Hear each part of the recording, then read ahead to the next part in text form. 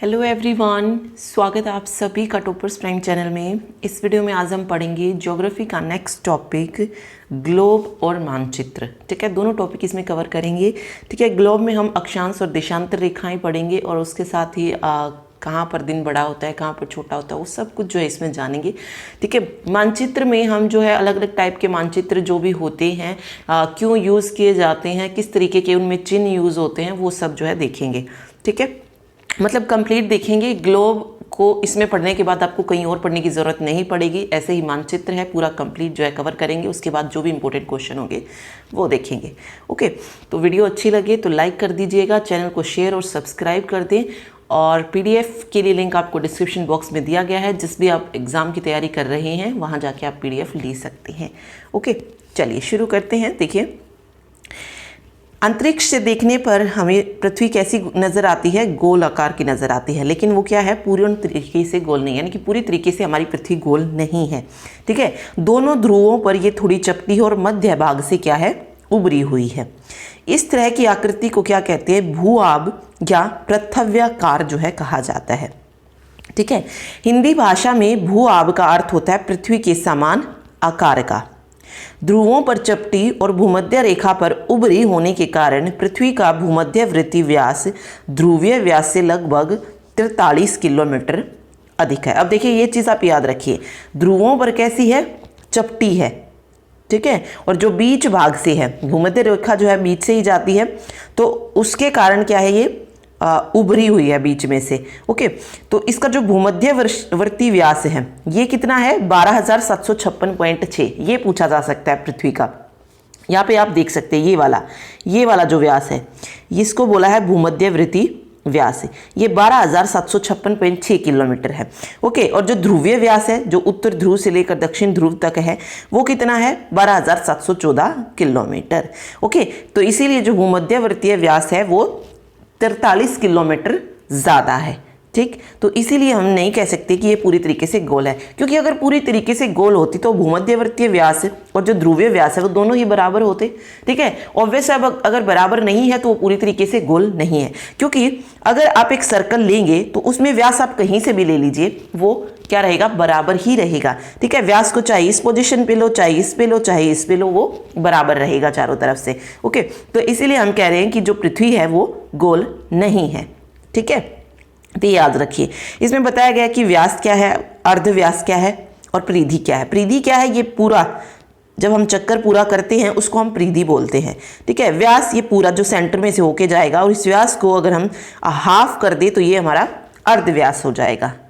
ठीक है, आगे देखिए, इसमें बताया गया है भूमध्य रेखीय परिधि जो है वो 40,075। ठीक है, और ध्रुवीय परिधि कितनी है? 40,008 किलोमीटर। ओके, तो देखिए, व्यास याद रखिए, भूमध्यवर्ती व्यास कितना है, ध्रुवीय व्यास कितना है, पृथ्वी की भूमध्य रेखीय परिधि कितनी है और ध्रुवीय परिधि कितनी है। ठीक है, ध्रुवीय परिधि हो, ध्रुवीय व्यास हो, ये दोनों ही जो है भूमध्यवर्तीय व्यास और परिधि से क्या है, कम है। ओके, तो ये पॉइंट्स आपको इसमें याद रखने हैं। चलिए अब बात करते हैं हम ग्लोब की, कि ग्लोब क्या होता है। ग्लोब जो होता है पृथ्वी का एक लघु प्रतिरूप होता है। ठीक है, पृथ्वी के विभिन्न भौतिक प्रतिरूप, यानी कि पृथ्वी पर जो जो चीज़ें, चाहे महाद्वीप है, महासागर है, देश है, द्वीप है, इन सभी की आकृति या स्थिति को जो है हम किसी कागज पर नहीं दिखा सकते हैं, तो हम किस पर दर्शा देते हैं इनको? ग्लोब पे, यानी कि एक पृथ्वी जैसी चीज़ बनाकर उसको ग्लोब पर दिखा देते हैं। ठीक है, इसलिए ग्लोब पर बने मानचित्र ही जो होते हैं वो बिल्कुल सही मानचित्र होते हैं। ठीक है, तो ये याद रखिए, ग्लोब क्या है? पृथ्वी का एक लघु प्रतिरूप है। ठीक है, फिर बात आती है पृथ्वी का अक्ष तथा कक्ष। तो अभी हमने जो पढ़ा है उसके जो जो इंपॉर्टेंट पॉइंट्स बनेंगे वो मैं इसमें लास्ट में मैंने लिखे हुए हैं, वो हम देखेंगे। देखिए, अक्ष और कक्ष की बात कर रहे हैं तो देखिए, जब भी हम ग्लोब को देखते हैं तो हम पाते हैं कि पृथ्वी सीधी होने की बजाय हमें एक तरफ झुकी हुई नजर आती है। ग्लोब को अगर आप देखेंगे वो सीधी नहीं होती, एक तरफ झुकी हुई दिखाई देती है। ठीक है, ग्लोब सबने देखा होगा। ओके, तो देखिए, जब हम इसको देखते हैं तो हम देखते हैं कि ग्लोब के स्टैंड पर क्या है, कील है, जो कि ग्लोब के भीतर से उसके आर पार हो रही है, उसी की सहायता से ग्लोब झुका हुआ है। देखिए, एक मिनट, यहाँ पे देखिए। ठीक है, ये कील आपको जो दिखाई दे रही है, इसी के कारण क्या है, ये झुका हुआ दिखाई देता है। इस कील को, ये जो पॉइंट्स आप देख रहे हैं, इनको क्या कहते हैं? इनको अक्ष बोला जाता है। ठीक है, इनको क्या बोला जाता है, अक्ष बोला जाता है। ओके, चलिए पढ़ते हैं। इस कील को हम क्या कहते हैं, अक्ष कहते हैं। और इसी अक्ष पर हम क्या कर सकते हैं, ग्लोब को घुमा भी सकते हैं। ठीक है, ग्लोब को कैसे घुमाते हैं, पश्चिम से पूर्व की तरफ, जैसे पृथ्वी घूमती है वैसे ही, ठीक है, पश्चिम से पूर्व की तरफ जो है इसको घुमाया जाता है। इसी प्रकार हमारी पृथ्वी भी जो है अपने अक्ष पर पश्चिम से पूर्व की ओर घूमती है।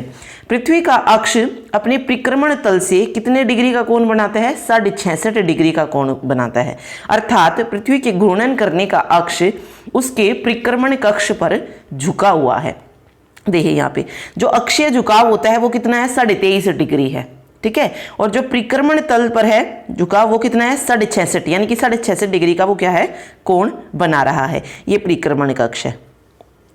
ठीक, तो ये इसमें बताया गया है। तो दोनों पॉइंट्स आपको याद रखनी है। अक्ष क्या होता है, ओके, ये उत्तरी ध्रुव है ऊपर और ये नीचे दक्षिणी ध्रुव है। ठीक, चलिए अब बात आती है अक्षांश की। तो पृथ्वी पर काल्पनिक रूप से भूगोलवेताओं ने कुछ लेटी और कुछ खड़ी रेखाओं की रचना की। काल्पनिक रूप से क्या, देखिए जो हम रेखाएं पढ़ रहे हैं, चाहे अक्षांश रेखाएं हैं, देशांतर रेखाएं हैं, आगे फिर ग्रीनविच आएगी, भूमध्य रेखा है जिसको विषुवत रेखा भी बोलते हैं, ये रेखाएं जो है वास्तव में हमारी पृथ्वी पर नहीं है। ठीक है, ये सिर्फ क्या है, ग्लोब पर दिखाई जाती हैं। ऐसा नहीं है कि वास्तव में जो है ये लाइन खींची हुई हैं, तो ऐसा कुछ नहीं है, सिर्फ उस पर दिखाई जाती हैं ताकि दिशा वगैरह जो भी है, टाइम वगैरह का सही पता लगाया जा सके। ओके, तो वही है, काल्पनिक रूप से जो है भूगोलवेताओं ने कुछ लेटी और कुछ खड़ी रेखाओं की रचना कर दी है। इन्हीं रेखाओं पर पृथ्वी पर आड़ी रेखा जो पृथ्वी को 2 बराबर भागों में बांटती है उसे भूमध्य रेखा या विषुवत रेखा का नाम दिया गया। जैसे हमारी पृथ्वी कुछ इस तरीके से है। ठीक है, अब वेट, अब हमारी पृथ्वी को जो 2 भागों में बांटे, अब 2 भागों में कुछ इस तरीके से बटेगा। ठीक है, तो इस रेखा को क्या नाम दिया गया है, भूमध्य रेखा, या जिसको हम विषुवत रेखा भी बोलते हैं, इक्वेटर। ठीक है, इसको हम क्या बोलते हैं, विषुवत रेखा। तो अब ये क्वेश्चन आ सकता है कि कौन सी रेखा है जो हम पृथ्वी को 2 भागों में बांटती है, तो भूमध्य रेखा। ओके, इसी प्रकार विषुवत वह रेखा है जो पृथ्वी को उत्तर और दक्षिण 2 बराबर भागों में विभाजित कर देती है। ऊपर का भाग उत्तरी भाग और नीचे का भाग दक्षिणी भाग। ओके, विषुवत रेखा के जो उत्तर में स्थित है उसको उत्तरी गोलार्ध कहते हैं और नीचे जो स्थित है उसको दक्षिणी गोलार्ध बोला जाता है। ठीक है, उत्तर दक्षिण में विभाजन की दृष्टि से कुल 180 अक्षांश होते हैं और समान अक्षांशों को मिलाने वाली रेखा को अक्षांश रेखा के नाम से जाना जाता है। ओके, यहाँ पे आप देखिए इधर अक्षांश रेखाएं, ये वाली जो रेखाएं, ये है 0 डिग्री पे भूमध्य रेखा। ठीक है, 0 डिग्री पे कौन सी है, भूमध्य रेखा है। उसके बाद ये समान जो है उनको जब मिलाएंगी तो ये क्या हो जाएंगी, अक्षांश रेखाएं। ये जो लेटी हुई रेखाएं हैं ये क्या हैं, अक्षांश रेखाएं हैं। ठीक है, ये चीज आपको इसमें याद रखनी है। देखिए आगे, विषुवत रेखा से उत्तर तथा दक्षिण की तरफ जाने पर अक्षांश रेखाओं की लंबाई में कमी आती, तो ये आप देख भी सकते हैं। भूमध्य रेखा है, जैसे जैसे हम ऊपर उत्तरी गोलार्ध में जाएंगे तो क्या होगा, ये छोटी होती जाएंगी। जैसे यहाँ पे लंबी थी, फिर इससे छोटी हो गई, फिर इससे छोटी, फिर इससे छोटी। सेम इसी में दक्षिण गोलार्ध की तरफ चलते हैं, जब लंबी थी फिर छोटी हुई, फिर उससे छोटी, फिर उससे छोटी। तो इस तरीके से जो है इनकी लंबाई जो है वो घटती हुई जाती है, लंबाई में कमी आती जाती है। ओके, उत्तर तथा दक्षिण ध्रुव तो बिंदु हैं। 90 डिग्री उत्तरी अक्षांश को उत्तरी ध्रुव और 90 डिग्री दक्षिणी अक्षांश को दक्षिणी ध्रुव कहा जाता है। ये 90 डिग्री पे उत्तरी ध्रुव है, ठीक है, और 90 डिग्री पे ही दक्षिणी ध्रुव होता है। ओके, तो ये भी पूछा जा सकता है। चलिए अब अक्षांश वृत्त की बात करें तो विषुवत रेखा को हम 0 डिग्री अक्षांश बोलते हैं। क्या बोलते हैं, 0 डिग्री अक्षांश। विषुवत को भूमध्य रेखा भी बोला जाता है, ये चीज आप याद रखिए। देखिए 23.5 डिग्री उत्तरी अक्षांश रेखा को करक रेखा और 23.5 डिग्री दक्षिण अक्षांश रेखा को मकर रेखा कहा जाता है। मतलब भूमध्य रेखा के 23.5 डिग्री, ये 30 डिग्री दिखा रहा है यहाँ पे, तो 23.5 डिग्री पे जो रेखा खींची जाती है दक्षिण में है जो, उसको मकर रेखा बोलेंगे, जो दक्षिण गोलार्ध में होगी। और भूमध्य रेखा के 23.5 डिग्री ऊपर जो रेखा खींची गई है उसको बोला जाता है करक रेखा। तो ये चीज आपको याद रखनी है, भूमध्य रेखा के 23.5 डिग्री ऊपर की रेखाओं को। ओके, देखिए करक रेखा और मकर रेखा के बीच का जो भाग है उसको उष्ण कटिबंध बोलते हैं। ये कटिबंध अब आगे इसमें पढ़ेंगे भी। ये देखिए ये 23.5 डिग्री मान लीजिए आप, ये 23.5 डिग्री और ये 23.5 डिग्री। इसमें जैसे इसमें दिखाया गया है, ये 0 डिग्री था, ये 23.5 डिग्री, ये 23.5 डिग्री। तो इन दोनों के बीच का ये कर्क रेखा और मकर रेखा, ये वाला जो एरिया है, इस पर क्या होता है, सूर्य वर्ष में एक बार जो है सीधा जरूर पड़ता है। तो अब जब सीधा होगा सूर्य यहाँ पे वर्ष में एक बार, तो गर्मी बहुत ज्यादा होगी। तो इसीलिए इस एरिया को किस नाम से जानते हैं, उष्ण कटिबंध जो है कहा जाता है। ओके, तो वही इसमें बताया गया है। देखिए, कर्क और मकर रेखाओं के मध्य के भाग को उष्ण कटिबंध कहा जाता है। और कर्क रेखा से आर्कटिक वर्त और मकर रेखा से अंटार्कटिक वर्त के मध्य स्थित भूभाग को उत्तरी और दक्षिण शीतोष्ण कटिबंध कहा जाता है। और उसके बाद शीत कटिबंध। तो 3 कटिबंध होते हैं, कटिबंध मीन्स हीट जोन, ठीक है। तो 3 होते हैं ये। पहला वाला 0 डिग्री से 23.5 डिग्री तक का जो होगा उसको क्या बोलेंगे, उष्ण कटिबंध। उसके बाद 66 डिग्री तक का जो बनेगा, ठीक है, मतलब कर्क रेखा से ऊपर और मकर रेखा से नीचे जो भी बनेगा उसको क्या बोलेंगे हम, शीतोष्ण कटिबंध। उसके बाद 90 डिग्री उत्तर और 90 डिग्री दक्षिण तक जो बनेगा उसको शीत कटिबंध बोला जाएगा। ओके, तो 3 कटिबंध होते हैं, आगे और थोड़ा क्लियर हो जाएगा। चलिए, अब बात आती है देशांतर और देशांतर रेखाओं की। तो पृथ्वी ध्रुव पर उत्तर से दक्षिण जो लंबवत रेखा है उसको हम इनके बीच में जो खींची जाती है उसे 0 डिग्री देशांतर रेखा बोला जाता है। ओके, इसको प्रधान मध्याह्न रेखा, जिसको हम ग्रीनविच मीन टाइम बोलते हैं, ग्रीनविच रेखा जिसको बोलते हैं, वही क्या है, प्रधान मध्याह्न रेखा है, वो क्या है, देशांतर रेखा है। ओके, इस प्रधान मध्याह्न रेखा के पूर्व या पश्चिम में स्थित किसी भी स्थान की कोणीय स्थिति देशांतर जो है कहलाती है। देखिए, जो बीच में से जा रही थी, जो पूर्व को पश्चिम से मिला रही थी और पृथ्वी को 2 भागों में डिवाइड कर रही थी, वो क्या थी, भूमध्य रेखा थी, ठीक है। लेकिन जो उत्तरी ध्रुव को दक्षिण ध्रुव से मिलाएगी 0 डिग्री पर, वो क्या है, प्रधान मध्याह्न रेखा या ग्रीनविच रेखा जिसको बोला जाता है। ओके, तो वो हो जाएगी। तो ये देखिए, यहाँ पे बताया भी गया है कि विषुवत रेखा, ग्रीनविच रेखा, सभी अक्षांश और देशांतर रेखाएं पृथ्वी पर वास्तव में नहीं पाई जाती। ये सारी की सारी काल्पनिक रेखाएं हैं जो कि ग्लोब या मानचित्र पर खींची जाती हैं। ओके, जिसकी हेल्प से हम महासागर, महाद्वीप, देश, इनकी स्थिति का पता लगाते हैं कि कौन सी जगह कहाँ पर है, ठीक है। चलिए, अब आती है यहाँ पे इंपॉर्टेंट बात, देशांतरों की कुल संख्या कितनी होती है, 360 होती है। ओके, अक्षांशों की कितनी थी, 180 थी। समान देशांतरों को मिलाने वाली क्या कहलाती हैं, देशांतर रेखाएं कहलाती हैं, ठीक है। चलिए, अगला देखिए, ये इस तरीके से पूरा मिलेगा ना, इधर 30 डिग्री और ये 30 डिग्री, ये क्या है, देशांतर रेखाएं हैं। तो ये पूरा जो है 360 बन जाएगा, 0 से 150, 0 से 150, तो इधर 180 तक की कंप्लीट, तो 180, 180, 360 जो है ये हो जाएंगे। चलिए, 0 डिग्री देशांतर रेखा को मानक या ग्रीनविच रेखा भी कहा जाता है। एक और चीज़, देशांतर रेखाएं उत्तरी ध्रुव से दक्षिणी ध्रुव तक खींची जाती हैं और जो अक्षांश रेखाएं थी पूर्व से पश्चिम की तरफ खींची जाती हैं, ठीक है। ग्रीनविच रेखा कहते हैं और ये इंग्लैंड के ग्रीनविच शहर से होकर गुजरती हैं। जो ग्रीनविच रेखा है, 0 डिग्री देशांतर रेखा, ये इंग्लैंड के ग्रीनविच शहर से होकर गुजरती है, इसीलिए इसका नाम ग्रीनविच रेखा भी है।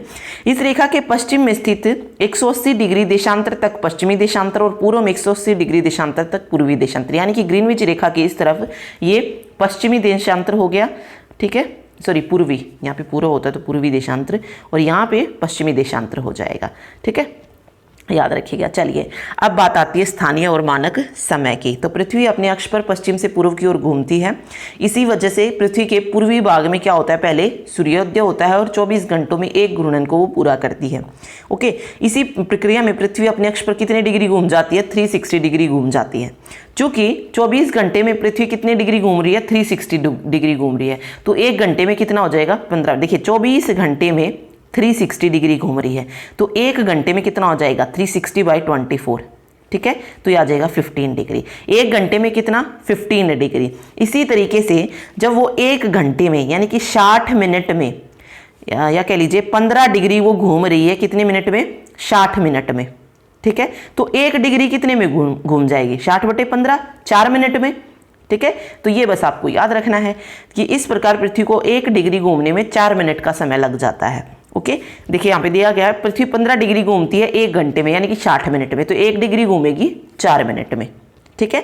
इस प्रकार आप समझ गए होंगे कि सूर्य की किरण को एक देशांतर से दूसरे देशांतर पहुंचने में 4 मिनट का समय लगता है।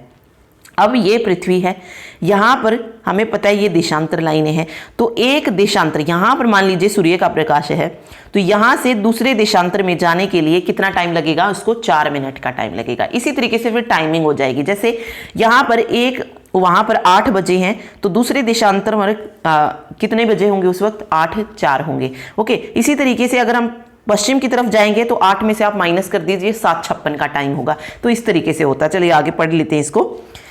देखिए, पृथ्वी जब अपने अक्ष पर पश्चिम से पूर्व की तरफ घूमती है तो सूर्य की किरणें देशांतर रेखाओं पर पड़ती हैं। जब पश्चिम से पूर्व की तरफ घूमती जाती है तो सूर्य की किरणें किस पर पड़ती है, देशांतर रेखाओं पर, जिससे पहले ये किरणें पूर्वी देशांतरों पर और बाद में पश्चिमी देशांतरों पर पड़ती हैं। पहले किरणें कहाँ पर पड़ रही हैं, पश्चिम देशांतर पर, और बाद में पूर्वी पर पड़ रही हैं, बाद में पश्चिम पर। इसी प्रकार किन्हीं दो देशांतरों के बीच में 4 मिनट के समय का अंतर होता है। और क्लियर हो जाएगा, स्थानीय समय पढ़ेंगे जब हम। देखिए, किसी स्थान का सूर्य की स्थिति से ज्ञात किया गया समय क्या कहलाता है, उस समय का स्थानीय समय होता है। सूरज की स्थिति से जो ज्ञात किया जाता है, जब सूर्य हमारे सिर की सीध के ऊपर होगा, बिल्कुल ऊपर होगा, तो उस वक्त कितना बजा होगा, 12 बजा होगा, 12 बजे का समय माना जाएगा। ठीक है, उस स्थान पर किसी खंबे की सबसे लंबी परछाई जो है वो सूर्योदय और सूर्यास्त को बताती है। ठीक है, एक ही देशांतर पर स्थित सभी स्थानों का समय एक जैसा तथा पूर्व पश्चिम में हर देशांतर पर स्थानीय समय जो है अलग होता है। देखिए, जो एक देशांतर पर होगी, जैसे ये है, एक देशांतर पर जितनी भी जगहें होंगी वहां पर टाइम सेम रहेगा, लेकिन पूर्व देशांतर और पश्चिम देशांतर का जो टाइम होगा वो अलग होगा। ठीक है, ये बात इसमें कही गई है। देखिए, अतः जब हम किसी स्थान से 1 डिग्री पूर्व की तरफ जाएंगे तो उस जगह के स्थानीय समय में क्या होगा, 4 मिनट ऐड कर दिए जाएंगे। 0 डिग्री से मान लीजिए शुरू कर रहे हैं हम, ये है 0 डिग्री, यानी कि ग्रीनविच पर जो टाइम है 8 बजे है। ठीक है, जब हम पूर्व की तरफ जाएंगे तो जो अगला देशांतर होगा वहां पर टाइम कितना होगा, 8:04 का होगा। फिर अगले में जाएंगे देशांतर में तो वहां पर 8:08 का टाइम होगा। तो इस तरीके से ऐड होते जाएंगे 4-4 मिनट। ये किस तरफ, पूर्व की तरफ। लेकिन पश्चिम की तरफ क्या होगा, 4-4 मिनट कम होती जाएंगी। अब अगर ग्रीनविच रेखा पर कितना टाइम है, 8 बजे हैं, तो उससे पीछे वाली पर कितना टाइम हो जाएगा, 7:56। ठीक है, फिर उससे अगले वाले देशांतर पर कितना हो जाएगा, 7:52। इस तरीके से तो पश्चिम की तरफ जो है 4-4 मिनट माइनस होती जाएंगी और पूर्व की तरफ क्या होगा, 4-4 मिनट जो है प्लस होती जाएंगी। तो ये इसमें बताया गया है। ओके, तो ये चीज आपको याद रखनी है। ठीक है, वही इसमें बताया गया। देखिए, 0 डिग्री देशांतर रेखा पर अगर सुबह 8 बजे तो हम 1 डिग्री पूर्वी देशांतर की तरफ जाते हैं तो स्थानीय समय 4 मिनट बढ़ जाएगा, यानी कि 8:04। और यही अगर हम पश्चिम देशांतर की तरफ जाएंगे तो ये टाइम घट जाएगा और 7:56 होगा। ओके, ठीक है, चलिए अब बात करते हैं प्रमाणिक समय की। तो देखिए, प्रत्येक देशांतर का अपना अलग अलग समय होता है। इसी तरीके से किसी भी एक देश में कई देशांतर रेखाएं होती है, तो एक देश में कई स्थानीय समय हो सकती है, बिल्कुल हो सकती है। अगर एक देश में 4 देशांतर रेखाएं जा रही हैं, 4 देशांतर रेखाएं जा रही हैं, तो ऑब्वियस है उनका टाइम 4-4 मिनट के गैप में होगा ही होगा, एक देशांतर से दूसरे देशांतर में पहुंचने के लिए। तो यही इसमें बताया गया है। ओके, तो सभी स्थानों का समय जो होता है वो किस पर निर्भर होता है, देशांतरों से निर्धारित होता है। ठीक है, देखिए, जैसे एक एग्जाम्पल यह है कि अगर जयपुर में 8 बजे होंगे तो जैसलमेर में 7:40 का समय होगा, क्योंकि इन दोनों शहरों के बीच में 5 देशांतरों का अंतर है। 5 देशांतर मीन्स एक देशांतर के लिए 4 मिनट, तो 20 मिनट का समय हो रहा है। 7:40 और 8 के बीच 20 मिनट का समय है, तो ये हो जाएगा। अब आप सोच सकते हैं कि इस प्रकार के समय में अंतर से हम सभी के कार्यों पर अलग अलग स्थानों के कारण अलग अलग समय होने पर बहुत असुविधा होगी। ओके, इस समस्या को सुलझाने के लिए प्रत्येक देश ने एक अपना प्रमाणिक समय निर्धारित किया, जो उस देश के मध्य भाग से गुजरने वाली देशांतर रेखा से निश्चित किया गया है। इस रेखा पर होने वाले समय को उस देश का प्रमाणिक समय या मानक समय कहा जाता है। क्योंकि देखिए, अगर हम टाइम की अगर हम बात करेंगे तो देश में हर एक जगह अलग अलग टाइम तो नहीं हो सकता है। अब ऐसा तो नहीं है कि अपने देश में हर जगह अलग अलग टाइम है। ठीक है, एक ही टाइम है। ठीक है, तो वो एक निर्धारित कर लिया गया किसी रेखा से कि जो मानक समय रेखा है वहां से पता लगा लिया कि इस देश में जो है इतना टाइम है। ओके, चलिए, हम मानक समय की गणना ग्रीनविच के संदर्भ में करते हैं। उदाहरण के लिए हमारे देश का मानक समय जो है ये किससे निर्धारित किया गया है, 82.1/2 डिग्री, 82.5 डिग्री पूर्वी देशांतर से जो है निर्धारित किया गया है। ओके, ये देशांतर कहां पर है, ग्रीनविच से पूर्व दिशा में स्थित है। तो इसीलिए ग्रीनविच रेखा के स्थानीय समय से में 5.5 घंटा जोड़ने पर भारत का समय पता लगा, यानी कि ग्रीनविच समय से जो भारत का टाइम है वो कितना आगे, 5.5 घंटे आगे है। और किस देशांतर से निर्धारित किया गया है, 82.5 डिग्री पूर्वी देशांतर से। ओके, यहाँ पे देखिए आप, ये अगर आप देखेंगे तो ये है ग्रीनविच, ये वाली चीज़, ठीक है। अब इसमें देखिए टाइम जो है ऐड होता जाएगा। ओके, हम आगे की तरफ जा रहे हैं तो +1, फिर +2, फिर +3, +4, +5। तो यहाँ पे +5 होने के बाद भारत जो है ये बीच में स्थित है, ठीक है। ना तो पहले वाले देशांतर पर है 5 पर और ना ही 6 पर है, बीच में है ये। तो इसीलिए कितना आगे है, 5.5 घंटे, ना तो पूरा 5 है ना पूरा 6 है। ओके, क्योंकि ये बीच में है तो 5.5 घंटे जो है कि और जो रेखा यहाँ से जा रही है इंडिया की, यहाँ से उसके अकॉर्डिंग देखा जाए तो ग्रीनविच से क्या है, 5.5 घंटे आगे हैं। अब बात करते हैं, तो पूर्व की तरफ चल रहे थे हम, अब हम पश्चिम की तरफ चलेंगे तो क्या होगा, माइनस होता जाएगा। जैसे -1, फिर -2, फिर -3, फिर -4, -5, -6, इस तरीके से, ठीक है। ये जो टाइम होगा पश्चिम की तरफ वो क्या होगा, सॉरी हाँ, पश्चिम की तरफ पीछे होगा ग्रीनविच से, ठीक। चलिए ओके, आगे ये कह रहा है यदि किसी देश का पूर्व पश्चिम विस्तार अधिक हो तब ऐसी स्थिति में उस देश में एक से अधिक मानक समय का निर्धारण किया जाता है, ठीक है। तो जैसे रूस, अमेरिका, कनाडा, इनमें जो है एक से ज़्यादा मानक समय है। हमारे इंडिया में सिर्फ एक ही मानक समय है, लेकिन यहाँ पर एक से ज़्यादा मानक समय है क्योंकि पूर्व से पश्चिम विस्तार इनका अधिक है। ओके, चलिए अब बात करते हैं अंतर्राष्ट्रीय तिथि रेखा की। 180 डिग्री पूर्वी देशांतर और 180 डिग्री पश्चिमी देशांतर की रेखा एक ही होती है। ओके, ये तो हम पढ़ ही चुके हैं। या एक तरफ से जाएंगे 180 डिग्री पे जा रही है, दूसरी तरफ से भी 180 डिग्री, तो पूर्वी और पश्चिमी देशांतर की जो रेखा है वो क्या है, सेम है। इसको हम क्या बोलते हैं, अंतर्राष्ट्रीय तिथि रेखा बोलते हैं। क्या बोला जाता है इसको, अंतर्राष्ट्रीय तिथि रेखा। इस रेखा से नई तिथि की शुरुआत मानी जाती है, ठीक है। 0 डिग्री से 180 डिग्री पूर्वी देशांतर के बीच का समय आगे और 0 से 180 डिग्री पश्चिमी देशांतर के बीच का समय पीछे रहता है। तो वो तो हम पढ़ ही चुके हैं, बट ये चीज़ आप याद रखिए, जो अंतर्राष्ट्रीय तिथि रेखा है वो कौन सी है, 180 डिग्री वाली है। पूर्वी देशांतर हो पश्चिमी देशांतर हो सेम होती है, तो वो अंतर्राष्ट्रीय तिथि रेखा है। ओके, चलिए अभी देखिए जो पॉइंट हमने जो इंपॉर्टेंट है इसमें वो पढ़ लेते हैं। पृथ्वी गोलाकार नहीं है, उत्तर और दक्षिणी ध्रुवों में थोड़ी चपटी है और बीच में थोड़ी उभरी हुई है, यही पढ़ा था। ओके, नेक्स्ट पॉइंट देखिए, ग्लोब पृथ्वी का लघु रूप है, लघु रूप में एक वास्तविक प्रतिरूप है। ओके, ग्लोब स्थिर नहीं होते, बिल्कुल नहीं होते, उसको घुमाया जा सकता है उसी तरीके से जैसे कुम्हार के पहिए या लट्टू को घुमाया जाता है।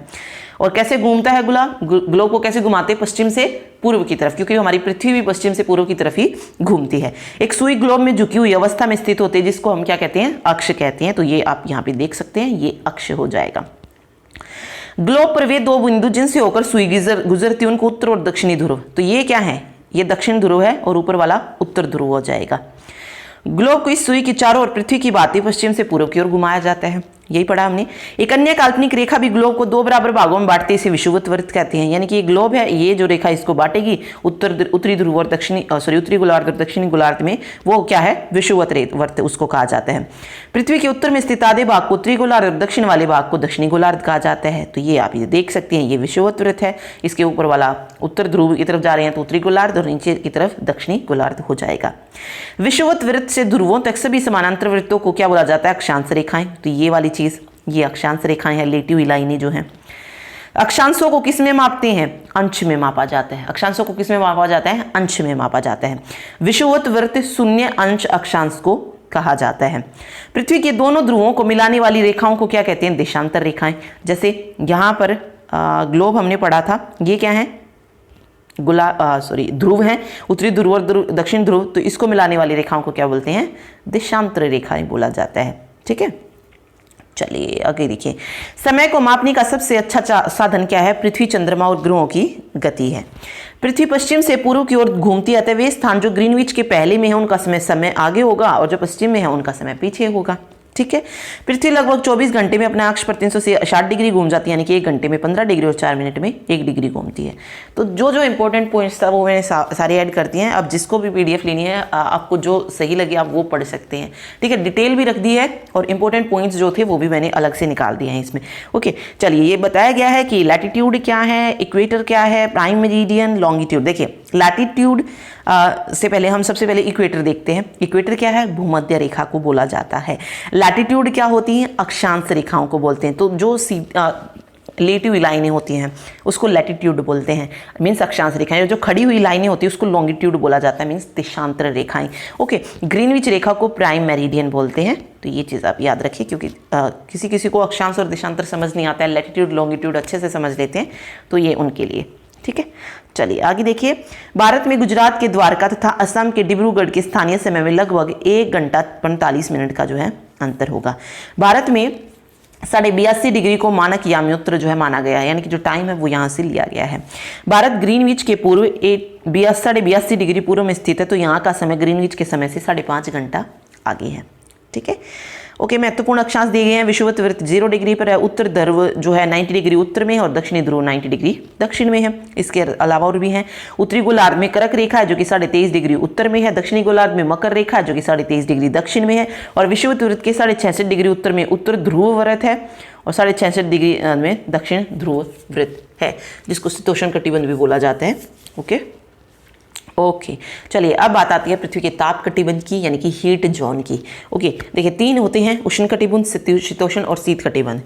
कर्क रेखा और मकर रेखा के बीच सभी अक्षांशों पर सूर्य वर्ष में एक बार दोपहर में सिर के ठीक ऊपर दिखाई देता है, इसलिए इस क्षेत्र को सबसे अधिक ऊष्मा प्राप्त होती है, तो इसको उष्ण कटिबंध के नाम से जानते हैं। शीतोष्ण कटिबंध क्या है कि कर्क रेखा और मकर रेखा के बाद किसी भी अक्षांश पर दोपहर का सूर्य जो है वो कभी भी सूर्य के मतलब सिर के ऊपर नहीं होता है। तो ध्रुव की तरफ जो सूर्य की किरणें हैं, जो उत्तरी ध्रुव वृत्त है या दक्षिणी ध्रुव वृत्त है 66.5 डिग्री तक, वहां पर जो किरणें वो तिरछी जाती हैं। तो इस तरीके से उत्तरी गोलार्ध में कर्क रेखा और उत्तर ध्रुव वृत्त में मकर रेखा, उत्तरी गोलार्ध में कर्क रेखा और उत्तर ध्रुव वृत्त में मकर रेखा एवं दक्षिणी ध्रुव वृत्त के बीच वाले क्षेत्र का जो तापमान होता है मध्यम रहता है। ठीक है, मतलब क्या कह रहा है कि कर्क रेखा के बाद उत्तर ध्रुव वृत्त और मकर रेखा के बाद दक्षिणी ध्रुव वृत्त के बीच का जो तापमान है वो कैसा होता है, मध्यम। जो इन दोनों के बीच का है वो तो कैसा रहता है, मतलब ज़्यादा ऊष्मा प्राप्त करता है, तो वहाँ पर उष्ण कटिबंध हो गया। यहाँ पे मध्यम रहता है, तो इसको हम शीतोष्ण कटिबंध जो है बोल देते हैं। ओके, शीतोष्ण कटिबंध कहा जाता है। फिर से आता है शीत कटिबंध। उत्तरी गोलार्ध में उत्तर ध्रुव वृत्त और उत्तरी ध्रुव तथा दक्षिणी गोलार्ध में दक्षिण ध्रुव वृत्त और दक्षिण ध्रुव में बीच के क्षेत्र में ठंड बहुत ज्यादा होती है, क्योंकि यह सूर्य क्षितिज से ज्यादा ऊपर नहीं आ पाता है, इसलिए शीत का, यानी कि सूर्य की किरणें वहां तक बहुत कम पहुंच पाती हैं, तो वहां पर शीत कटिबंध होता है। ओके, एक चीज आप याद रखिए, ये कर्क रेखा, ये मकर रेखा है, इसको विषुवत वृत्त बोलेंगे, तो ये हो जाएगा उष्ण कटिबंध एरिया। यहाँ पर कर्क रेखा और उत्तर ध्रुव वृत्त, ये जो उत्तरी शीतोष्ण कटिबंध है 66.5 डिग्री तक क्या बोलते हैं, उत्तरी ध्रुव वृत्त, और यहाँ पर 66.5 डिग्री दक्षिण तक दक्षिणी ध्रुव वृत्त। ओके, और 90 डिग्री पे उत्तरी ध्रुव और 90 डिग्री दक्षिण पर दक्षिणी ध्रुव हो जाएगा। ये चीज आप याद रखिए। यहाँ पर जो 66.5 तक बन रहा है वो उत्तरी ध्रुव वृत्त है, और जो 90 डिग्री पर बन रहा है वो उत्तरी ध्रुव है। ये चीज बस आपको याद रखनी है इसमें। ठीक है, तो ये सारा मैंने आपको बता दिया है। अब बात आती है पृथ्वी की गतियाँ। ओके, दिन रात कैसे होते हैं ये हम जानते हैं, जानना होगा हमें। बारिश कैसे होती है वो सब देखते हैं। देखिए, पृथ्वी की गति 2 तरीके की होती है, एक घूर्णन और दूसरी परिक्रमण। पृथ्वी जब अपने अक्ष पर घूमती है तो इसको हम घूर्णन कहते हैं। ठीक है, और जब सूर्य के चारों ओर घूमती है उसको हम परिक्रमण बोलते हैं। ठीक है, अपने अक्ष को घूमने में वो कितना टाइम लेती है, 24 घंटे का। ठीक है, और सूर्य के चारों ओर घूमने में पूरा 1 साल लग जाता है, 365 दिन। ठीक है, पृथ्वी का अक्ष एक काल्पनिक रेखा है जो इसके कक्षीय सतह से 66.5 डिग्री का कोण बनाता है, और वह समतल जो कक्ष के द्वारा बनाया जाता है उसको हम कक्षीय समतल बोलते हैं।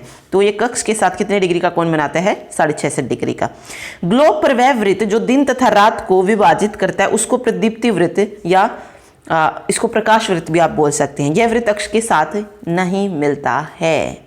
ओके, दिन और रात, यानी कि ग्लोब जब आप देखेंगे, जब सूर्य का प्रकाश पड़ेगा तो आधे भाग पर क्या होता है, दिन होता है, और आधे भाग पर क्या होती है, रात होती है। ओके, तो ये जो इसको बांटता है, दिन और रात को विभाजित करता है, उसको हम क्या बोलते हैं, प्रदीप्ति वृत्त या प्रकाश वृत्त जो है उसको कहा जाता है। ओके, देखिए, पृथ्वी अपने अक्ष पर एक चक्र पूरा करने में 24 घंटे का समय लेती है। घूर्णन के समय काल को पृथ्वी दिन कहा जाता है, और यह पृथ्वी की दैनिक गति है। ओके, तो पृथ्वी जो है अपने अक्ष पर एक चक्र पूरा करने के लिए कितना टाइम लेती है, 24 घंटे का। ओके, और घूर्णन का जो एक काल होता है इसको पृथ्वी दिन कहा जाता है, और ये पृथ्वी की क्या है, दैनिक गति है। पृथ्वी 1 वर्ष या 365 से ही 1/4 दिन में सूर्य का एक चक्कर जो है पूरा कर लेती है, और ऐसा वर्ष जिसमें 366 दिन हो जाते हैं उसको क्या कहते हैं, लीप वर्ष जो है कहा जाता है। ठीक है। ओके, चलिए यहाँ पे दिखाया गया है ये प्रदीप्ति वृत्त, ये दक्षिणी ध्रुव, उत्तरी ध्रुव। ओके, और यहाँ से सूर्य का प्रकाश पड़ रहा है, तो जहाँ पर प्रकाश पड़ रहा है इस आधे वाले भाग पर क्या होगा, दिन होगा, और इससे जो पीछे वाला भाग होगा उस पर क्या होगी, रात होगी। और एक और चीज़ थी कि जो प्रदीप्ति वृत्त है ये कभी भी अक्ष के साथ नहीं मिलता है। ओके, यहाँ पे अगर आपने ध्यान दिया होगा तो यह वृत्त अक्ष के साथ नहीं मिलता है। ओके, मतलब ये जो प्रकाश आ रहा है ये कभी भी इस तरीके से नहीं होगा, ये इस तरीके से नहीं आएगा कि यहाँ पर सुबह रहे और ये पीछे वाले हिस्से पर शाम रहे। ठीक है, प्रदीप्ति वृत्त जो बनेगा वो कुछ इस तरीके से बनेगा। ठीक है, ये वाला जो पूरा हिस्सा है यहाँ पर सुबह है, तो पीछे वाले हिस्से पर क्या है, रात है। ओके, तो इसको प्रदीप्ति वृत्त बोलते हैं, और ये प्रदीप्ति वृत्त कभी भी अक्ष के साथ नहीं मिलेगा। चलिए, ध्रुवों के पास वाले क्षेत्रों में कम ऊष्मा प्रदान होती है क्योंकि वहां सूर्य की किरणें तिरछी पड़ती। ध्रुव कौन से, ऊपर, उत्तरी ध्रुव, दक्षिण ध्रुव। ओके, वहां पर जो है कम ऊष्मा जाती है क्योंकि सबसे ज्यादा उसमें कहां पर प्राप्त की जाती है, जो भूमध्य रेखा है वहां पर, कर्क रेखा और मकर रेखा के पास। ओके, ध्रुवों के पास बहुत कम जाती है, तो वहां पर सूर्य की किरणें तिरछी पड़ती हैं।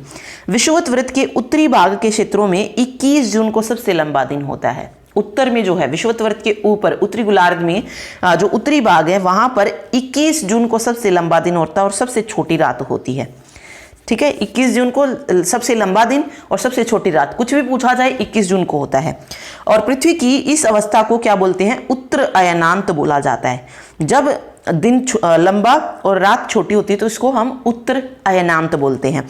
ठीक है, 22 दिसंबर को दक्षिण ध्रुव के सूर्य की ओर झुके होने के कारण मकर रेखा पर सूर्य की किरणें क्या होती हैं, सीधी पड़ती हैं। इसलिए दक्षिण गोलार्ध में लंबे दिन तथा छोटी रातों वाली ग्रीष्म ऋतु होती है। पृथ्वी की इस अवस्था को दक्षिण अयनांत कहा जाता है। अब देखिए, उत्तरी ध्रुव पर लंबा दिन और छोटी रात कब थी, 21 जून को थी, लेकिन दक्षिणी ध्रुव की अगर हम बात करेंगे तो वो कब होगी, 22 दिसंबर को होगी। ठीक है, ये दो डेट, 21 जून और 22 दिसंबर। ठीक है, 21 जून को क्या होता है, योगा दिवस होता है, तो उस दिन क्या होता है, सबसे लंबा दिन होता है और रात छोटी होती है। ओके, और 22 दिसंबर, 21 से अगला 22 है लेकिन दिसंबर है लास्ट में, तो ये दक्षिणी ध्रुव हो जाएगा। दिसंबर और दक्षिण ये इस तरीके से याद रख लीजिए, 22 दिसंबर है और दिसंबर से तो द से दक्षिण, तो वहां पर क्या होता है, दक्षिण अयनांत होता है। ठीक है, चलिए फिर आता है 21 मार्च और 23 सितंबर को सूर्य की जो किरणें हैं वो विषुवत वृत्त पर सीधी पड़ती हैं। विषुवत वृत्त पढ़ चुके हम, क्या होता है, सूर्य की किरणें जो है बिल्कुल सीधी पड़ती हैं। कब, 21 मार्च और 23 सितंबर को। तो इस अवस्था में कोई भी ध्रुव जो है वो सूर्य की ओर झुका नहीं होता है, बिल्कुल सिर के ऊपर होता है, सूर्य की किरणें बिल्कुल सीधी पड़ती हैं, तो कोई भी ध्रुव जो है उसकी तरफ नहीं झुका है। इसीलिए पूरी पृथ्वी पर रात और दिन बराबर होते हैं, और जब रात और दिन बराबर होते हैं तो इसको विषुव कहा जाता है। क्या कहते हैं, इसको विषुव कहते हैं। ठीक है, अब ये चीज भी आप याद रखिए कि किस दिन जो है पृथ्वी पर रात और दिन बराबर होते हैं, 21 मार्च और 23 सितंबर को। ठीक है, दिन और रात पूरी पृथ्वी पर बराबर होते हैं। ठीक है, 23 सितंबर को उत्तरी गोलार्ध में कौन सी होती है, शरद ऋतु होती है। उत्तरी गोलार्ध में कैसी ऋतु होती है, शरद ऋतु होती है, और दक्षिणी गोलार्ध में वसंत ऋतु होती है। ठीक है, 21 मार्च को उत्तरी गोलार्ध में वसंत ऋतु और दक्षिणी गोलार्ध में शरद ऋतु। पहले आप 23 सितंबर याद रख लीजिए, फिर वो 21 मार्च को पलट जाएगी। ओके, फिर 21 मार्च को वसंत ऋतु और दक्षिणी गोलार्ध में शरद ऋतु जो है हो जाती है। ठीक है, चलिए, पृथ्वी के घूर्णन एवं परिक्रमण के कारण दिन और रात तथा ऋतुओं में परिवर्तन होता है। ठीक है, घूर्णन और परिक्रमण के कारण दिन रात और ऋतु। देखिए, घूर्णन के कारण तो दिन रात बनते हैं और परिक्रमण के कारण ऋतु परिवर्तन, यानी कि जो गर्मी सर्दी ये आते हैं इस तरीके से। ओके, एक घूर्णन को आप और क्या बोल सकते हैं, परिभ्रमण, क्योंकि इसी का यूज करते हैं। क्वेश्चन जब आता है ना तो परिभ्रमण पूछा जाता है कि किसके कारण होता है, परिभ्रमण के कारण दिन रात बनते हैं, परिक्रमण के कारण। तो परिभ्रमण के कारण दिन रात बनते हैं, परिक्रमण के कारण सीजन चेंज होते हैं, ऋतुएं चेंज होती हैं। ठीक है, चलिए अब पढ़ते हैं मानचित्र की। जब हम पूरी पृथ्वी का अध्ययन करना चाहते हैं तब ग्लोब हमारे लिए काफी उपयोगी साबित होता है, लेकिन जब हम पृथ्वी के केवल एक भाग का, जैसे किसी गांव के बारे में पढ़ रहे हैं, किसी शहर के, किसी देश के बारे में पढ़ रहे हैं, तो उसके लिए जो है हम ग्लोब में नहीं देख सकते हैं, ठीक है। ग्लोब में तो वही है, छोटी छोटी चीज़ें दिखाई देंगी। अब अपना देश है, उसको देखना है तो हमें पूरे तरीके से हमें क्या देखना पड़ेगा, अपने देश का मैप ही देखना पड़ेगा अच्छे से। तो उसके लिए हम मानचित्र का जो है उपयोग करते हैं, ठीक है। मानचित्र क्या करता है, पृथ्वी की सतह या इसके एक भाग का पैमाने के माध्यम से चपटी सतह पर खींचा गया चित्र होता है। जब बहुत से मानचित्रों को एक साथ रख दिया जाता है तब क्या बन जाता है, एक एटलस बन जाता है। एटलस विभिन्न प्रकारों तथा अलग अलग पैमाने से खींची गई मापों पर आधारित होता है। देखिए मानचित्र के प्रकार देखेंगे। सबसे पहले हम बात करते हैं भौतिक मानचित्र कौन से होते हैं। जिन मानचित्रों पर हम पृथ्वी की प्राकृतिक आकृति जैसे पर्वत को दिखा रहे हैं, पठारों को दिखा रहे हैं, मैदानों को दिखा रहे हैं, ये इसको हम भौतिक मानचित्र या उच्चावच मानचित्र जो है बोलते हैं। ओके, जैसे इसमें दिखाया गया है कि यहाँ पर पठार है या पहाड़ हैं, इस तरीके से जो ये आप ग्रीन ग्रीन येलो येलो जो भी देख रहे हैं, ओके, इसको हम क्या बोलते हैं, भौतिक मानचित्र बोलते हैं, ठीक है। मैदान, नदी को भी दिखाएंगे, मतलब अलग अलग कलरों से दिखाया जाता है। जैसे येलो कलर से कुछ दिखा रहे हैं, ग्रीन से कुछ दिखा रहे हैं, ब्लू से कुछ दिखा रहे हैं, ओके। तो हम आगे देखेंगे भी कि किसको किससे दर्शाया जाता है। तो ये भौतिक मानचित्र होता है। फिर आता है राजनीतिक मानचित्र। ओके, राज्य, नगर, शहरों तथा गांव और विश्व के विभिन्न देशों व राज्यों तथा उनकी सीमाओं को दर्शाने वाले मानचित्र को राजनीतिक मानचित्र कहा जाता है। जैसे दो राज्य हैं, उन राज्यों के बीच में कौन सी सीमा है कि यहाँ तक ये राज्य है, यहाँ तक ये राज्य है, उसको हम राजनीतिक मानचित्र बोलेंगे। दो देशों के बीच में जो सीमा को दर्शाएगा वो राजनीतिक मानचित्र हो जाएगा। ऐसा एक थीमेटिक मानचित्र होता है जिसको हम विशेष मानचित्र भी बोलते हैं या विषय संबंधी मानचित्र। देखिए कुछ मानचित्र विशेष जानकारी प्रदान करते हैं, जैसे सड़क मानचित्र हो गया, वर्षा का मानचित्र हो गया, वन और उद्योग आदि के वितरण दर्शाने वाले। यानी कि एक विशेष मानचित्र आप इसको बोल सकते हैं या विषय संबंधी बोल सकते हैं, जिसमें एक पर्टिकुलर विषय के बारे में बात कर रहे हैं, जैसे सड़क का हो गया, वर्षा का हो गया, वो वाला, इसको हम थीमेटिक मानचित्र बोलते हैं, ठीक है। चलिए अब बात आती है मानचित्र के घटक। मानचित्र के 3 घटक होते हैं, दिशा, दूरी और प्रतीक। दूरी क्या होती है, मानचित्र एक आरेखन होता है जो कि पूरे विश्व या उसके एक भाग को छोटा करके कागज के पन्ने पर दर्शाता है। और यह कह सकते हैं कि मानचित्र छोटे पैमाने पर खींचे जाते हैं। देखिए जब बड़े क्षेत्रफल वाले भाग जैसे महाद्वीप या देशों को हमें कागज पर दिखाना होता है तो हम लोग छोटे पैमानों का उपयोग करते हैं। इसको हम क्या कहते हैं, छोटे पैमानों वाला मानचित्र कहते हैं, ठीक है। जैसे मानचित्र पर जो 5 सेंटीमीटर है वो स्थल के 500 किलोमीटर को दर्शा देता है, ठीक है। और वैसे आप 500 किलोमीटर तो नहीं दिखा पाएंगे मैप पे, हम छोटा करके ही दिखाएंगे उसे, ओके। तो ये क्या होता है, दूरी को दिखाने का तरीका होता है। देखिए जब एक छोटे क्षेत्रफल वाले भाग जैसे आपकी गांव या शहर को कागज पर दिखाना होता है तब हम बड़े पैमाने का यूज करते हैं। देखिए जब हम बड़े को दर्शा रहे हैं तो छोटे पैमाने का, और जब हम छोटी चीज को दिखा रहे हैं तो तब हम बड़ी पैमाने का यूज करते हैं, ओके। जैसे स्थल पर 500 मीटर की दूरी को मानचित्र पर 5 सेंटीमीटर से दर्शाया जाता है, ओके। इस प्रकार के मानचित्र को बड़े पैमाने वाला मानचित्र कहते हैं। तो छोटे पैमाने वाला जो बड़ी जगह को छोटा करके दिखाएगा, बड़े पैमाने वाला जो छोटी जगह को बड़ा करके दिखाएगा, ठीक है। जो बड़े को छोटी करेगा वो छोटे पैमाने वाला, और जो छोटे को बड़ी कर देगा वो बड़ी पैमाने वाला मानचित्र होगा, ठीक है। बड़े पैमाने वाले मानचित्र जो है ये छोटे पैमाने वाले मानचित्र की अपेक्षा अधिक जानकारी प्रदान करते हैं। बिल्कुल वो तो सही है, देखो थोड़ा सा क्लियर आपको दिखाई देगा, और जहाँ पर आप छोटे पैमाने यूज़ करेंगे वहाँ पर आप अच्छे से नहीं देख पाएंगे, अधिक जानकारी आपको नहीं मिलेगी। फिर आता है दिशा। अधिकतर मानचित्रों में ऊपर दाहिनी तरफ तीर का निशान बना होता है जिसके ऊपर अक्षर उत्तर लिखा होता है। यह तीर का निशान उत्तर दिशा को दर्शाता है। 4 मुख्य दिशाएं हैं, पूर्व, पश्चिम, उत्तर, दक्षिण, ओके।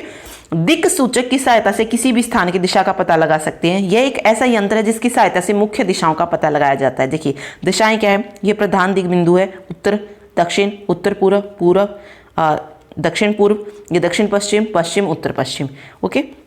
और यहाँ से इस दिक् सूचक की से जो है हेल्प से जो है किसका पता लगाया जाता है, दिशा का, ठीक है। यहाँ से 0 डिग्री, 45, फिर 90, 135, 180, 250, 270 और 350, और यहाँ पे क्या जाएगा पूरा 360, ठीक है, ओके। चलिए अब बात करते हैं प्रतीक की। तो किसी भी मानचित्र पर विभिन्न आकार और प्रकार में विभिन्न आकृति जैसे भवन, सड़क, रेल, पटरी, इनको दिखाना संभव नहीं होता है।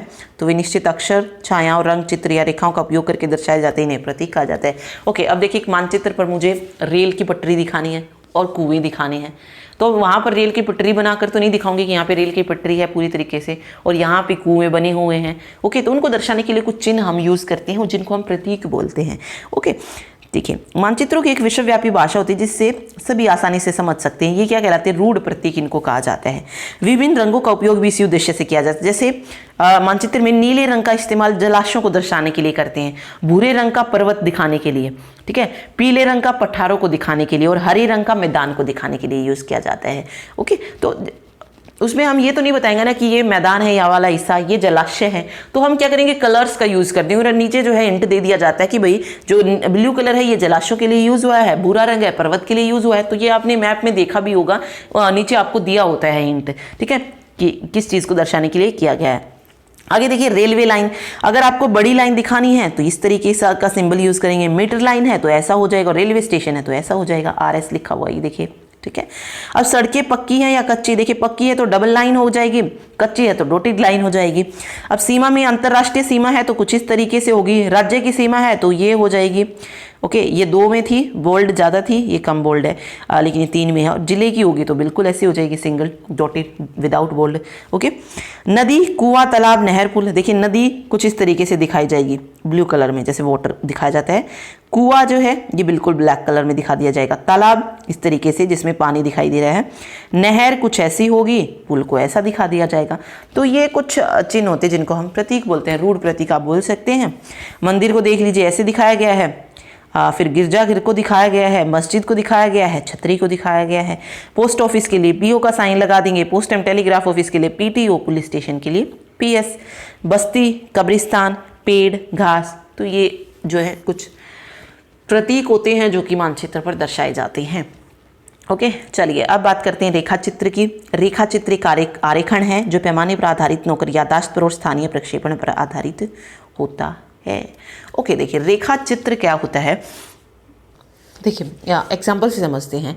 मान लीजिए आप किसी अपनी फ्रेंड को पहली बार अपने घर बुला रहे हैं, तो हम क्या करेंगे, जैसे स्कूल में है, अपने घर का आप नक्शा बता देते कि हमारा रास्ता जो है, स्कूल के फ्रेंड को बुला रहे हैं अपने घर की, जो हमारे घर का रास्ता है वो कुछ इस तरीके से जाता है, लाइन जो है कागज पे कि पहले यहाँ जाते हैं, फिर यहाँ, इस तरीके से।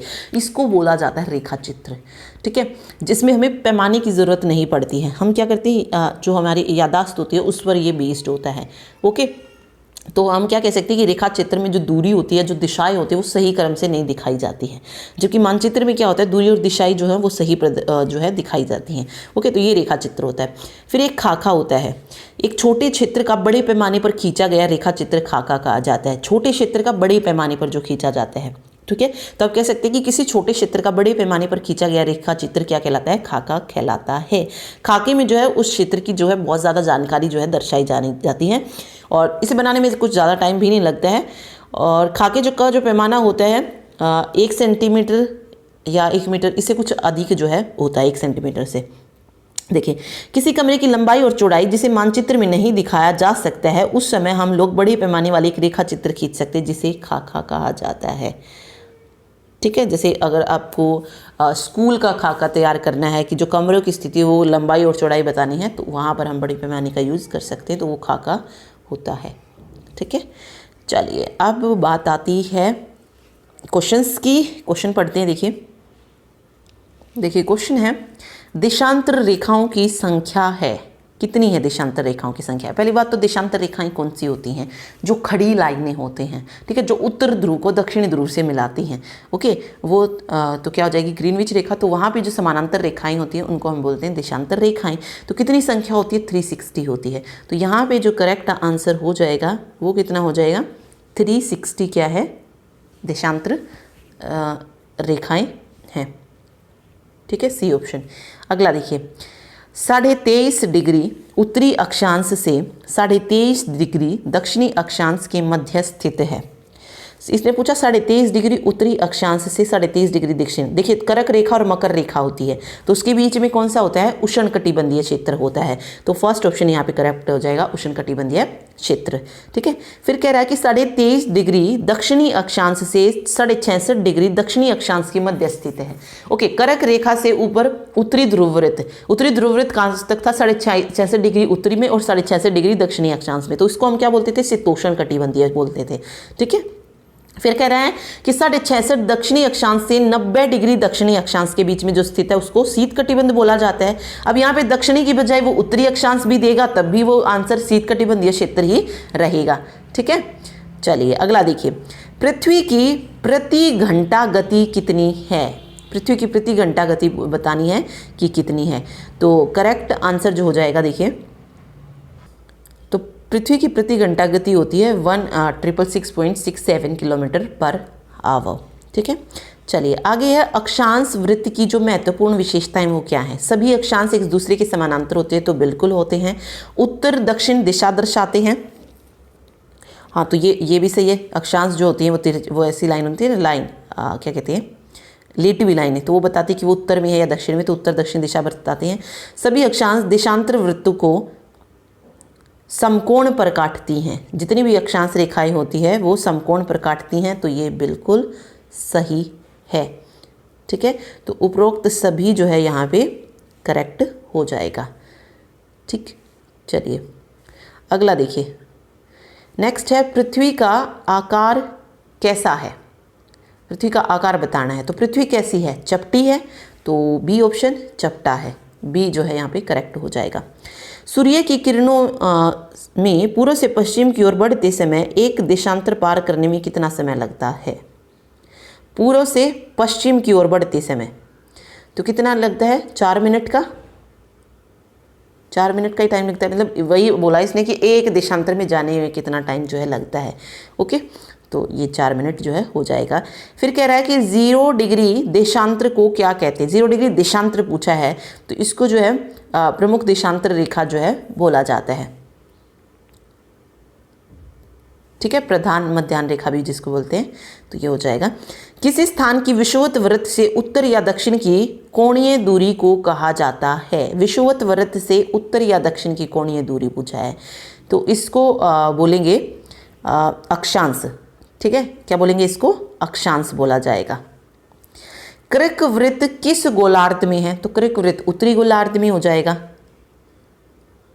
ठीक है, कहाँ पे हो जाएगा? उत्तरी गोलार्ध में। अब आगे है, अक्षांश वृत्तों की लंबाई जो होती है वो समान होती है, असमान होती है, बोथ होती है, या इनमें से कोई नहीं होती? तो देखिए, अक्षांश वृत्तों की जो लंबाई होती है वो असमान होती है, समान नहीं होती, असमान होती है। ठीक है। पृथ्वी झुकी हुई है, कितने उस पर झुकी हुई है? 66.5 डिग्री झुकी हुई है, तो सी ऑप्शन 66.5 डिग्री का जो है वो कोण बनाती है। समानांतर एवं देशांतर रेखाओं के जाल को क्या कहा जाता है? तो इसको जालक कहा जाता है, समानांतर और देशांतर रेखाओं के जाल को। ठीक है। अक्षांशों को किससे मापा जाता है? अक्षांशों को अंश में मापा जाता है, तो बी ऑप्शन करेक्ट होगा। भारतीय समय ग्रीनविच समय से कितना आगे है? तो 5.5 घंटे, तो 5 घंटे 30 मिनट आगे है। जो स्थान ग्रीनविच से पूर्व में है उनका समय ग्रीनविच दिए समय से क्या होगा? आगे होगा, बिल्कुल सही हो जाएगा। उष्णकटिबंधीय क्षेत्रों में उष्मा की अधिक मात्रा क्यों होती है? क्योंकि वहां पर जो सूर्य की किरणें हैं वो कैसी पड़ती, सीधी पड़ती हैं, इसीलिए। तो फर्स्ट ऑप्शन करेक्ट होगा यहाँ पे। ठीक है।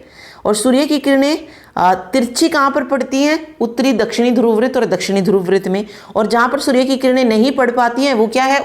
शीत कटिबंध, और इसको हम उत्तरी ध्रुव और दक्षिणी ध्रुव पर जो है सीधे नहीं, मतलब नहीं पड़ पाती सूर्य की किरणें। ठीक है। पृथ्वी अपनी दूरी पर एक चक्कर पूरा करने में कितना समय लेती है? तो 24 घंटे। विषुवत वृत्त का अक्षांश कितना है? विषुवत वृत्त यानी कि भूमध्य रेखा कितने पर है? 0 डिग्री पर है, तो 0 डिग्री जो है यहाँ पे सही हो जाएगा। ब्रिटिश राजकीय वेधशाला ये कहाँ पर स्थित है? तो ये हो जाएगा ग्रीनविच में, ब्रिटिश राजकीय वेधशाला। समय को मापने का सबसे अच्छा साधन क्या है? पृथ्वी की गति, चंद्रमा की गति और ग्रहों की गति, ये मैंने बताया था आपको, उपरोक्त सभी हो जाएगा यहाँ पे। रूस में कितने मानक समूह को अपनाया गया? देखिए, रूस में 1 से ज़्यादा थे। अब ये पूछ सकता है कि कितने मानक समूह को अपनाया गया, तो 11 मानक समूह को जो है अपनाया गया है। ठीक है। फिर कह रहा है कि प्रमुख यामोत्र रेखा जो है इसका मान कितना होता है? तो 0 डिग्री देशांतर होता है, जो प्रधान मध्याह्न रेखा होती है उसका। ठीक है। प्रमुख यामोत्र रेखा पृथ्वी को कितने भागों में बांटती है? तो ये भी पृथ्वी को कितने भागों में बांटती है? 2 भागों में। ठीक है, क्योंकि बीच लाइन होती है, तो इधर पूर्व और पश्चिम, यहाँ पे पश्चिम है, पूर्व। ठीक है। ओके, चलिए अगला देखिए। किसी भी स्थान पर जब सूर्य अपने उच्चतम बिंदु पर होता है तब घड़ी में दोपहर के कितने बजे होते हैं, बिल्कुल उच्चतम बिंदु पर होगा, तो वहाँ पर कितने बजे होंगे, 12 बजे होंगे। तो फर्स्ट ऑप्शन 12 जो है सही हो जाएगा। ठीक है, आगे देखिए, रेखांश की प्रत्येक डिग्री के लिए किसी जगह के स्थानीय समय में ग्रीनविच समय से कितना अंतर होता है। तो कितना अंतर होता है, 4 मिनट का अंतर होता है। ठीक है, तो ये नीचे इसकी डिटेल आप पढ़ भी सकते हैं। देखिए, पृथ्वी के दोनों ध्रुवों को मिलाने वाली रेखाओं को देशांतर कहा जाता है, और प्रत्येक देशांतर में एक अर्धवृत्त होता है और अपने सह देशांतरों के साथ मिलकर क्या बनाते हैं, पूर्ण वृत्त बनाता है। ओके, जो पृथ्वी को 2 बराबर भागों में विभाजित करता है। इनकी कुल संख्या कितनी है, 360 है देशांतर की। पृथ्वी अपने अक्ष पर चक्कर लगाने में 24 घंटे का समय लेती है। इसका अर्थ है ये 24 घंटे में 360 डिग्री घूम जाती है। इस प्रकार 15 डिग्री को पूरा करने में 1 घंटे का समय, तो वही बताया गया है। तो ग्रीनविच से प्रत्येक अंश पर 4 मिनट का अंतर होता है। ठीक है, विश्व के सभी अंगों में 23 सितंबर को दिन और रात की समान लंबाई को क्या कहा जाता है। तो हमने 2 दिन पढ़े थे ना, 21 मार्च और 23 सितंबर को क्या होते हैं, दिन और रात बराबर होते हैं। ठीक है, तो इसको क्या बोला जाता है, दिन और रात की जो समान लंबाई होती है इसको क्या बोलेंगे, ये जो है इसमें पूछा गया है। तो राइट आंसर जो हो जाएगा, इसको ना विश्व बोला जाता है, लेकिन यहाँ पे 2 डेट हैं, एक 21 मार्च है और दूसरी क्या है, 23 सितंबर। ठीक है, 21 मार्च को बोला जाता है बसंत विषुव और 23 सितंबर को बोला जाता है शरद विषुव। देखिए, दिन रात बराबर है तो उसको विषुव नाम दे दिया गया है, लेकिन 21 मार्च को बसंत और 23 को शरद विषुव बोला जाता है। तो यहाँ पे जो राइट आंसर हो जाएगा वो हो जाएगा शरदकालीन विषुव। ठीक है, शरदकालीन विषुव। ठीक है, और वसंतकालीन विषुव है तो 21 मार्च हो जाएगा। तो ये इसमें बताया भी गया। देखिए, विषुवत रेखा उत्तर और दक्षिणी ध्रुवों के बीच पृथ्वी के इर्द गिर्द घूमने वाली काल्पनिक रेखा। विषुव शब्द जिसे इक्विनॉक्स बोला जाता है, ये दिन और रात बराबर होने की अवधि बताता है। 21 मार्च को बसंत विषुव और 23 सितंबर को शरद विषुव के समय दोनों गोलार्धों में रात दिन बराबर होते हैं।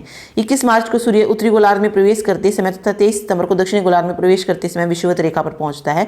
इन 2 तिथियों को दोनों गोलार्धों में 12-12 घंटे के दिन और रात बराबर होते हैं। ठीक है, ओके, विषुवत रेखा क्या होती है, विषुवत रेखा क्या होती है, उत्तर और दक्षिणी ध्रुवों के बीचों बीच पृथ्वी के गिर्द घूमने वाली काल्पनिक रेखा को विषुवत रेखा बोला जाता है। विषुवत निम्नलिखित में से अंतरराष्ट्रीय दिनांक रेखा कौन सी है। हमने पढ़ा था 180 डिग्री देशांतर को अंतरराष्ट्रीय तिथि रेखा बोला था, तो डी ऑप्शन सही हो जाएगा। अंतरराष्ट्रीय तिथि रेखा पृथ्वी पर ऐसा प्रतिबिंब रेखा होती है जो 2 क्रमागत कैलेंडर दिनों को अलग करती है। ग्रीनविच से 180 डिग्री विपरीत दिशा में मध्य प्रशांत महासागर से होकर गुजरती है। ओके, पूर्व से पश्चिम जाने पर 1 दिन कम हो जाता है और पश्चिम से पूर्व जाने पर 1 दिन बढ़ जाता है। मतलब पश्चिम की तरफ जाएंगे तो 1 दिन कम हो जाएगा ग्रीनविच से, और पूर्व की तरफ जाएंगे तो 1 दिन बढ़ जाता है। उपोषण उच्च ताप के कटिबंधों को और क्या पुकारते हैं।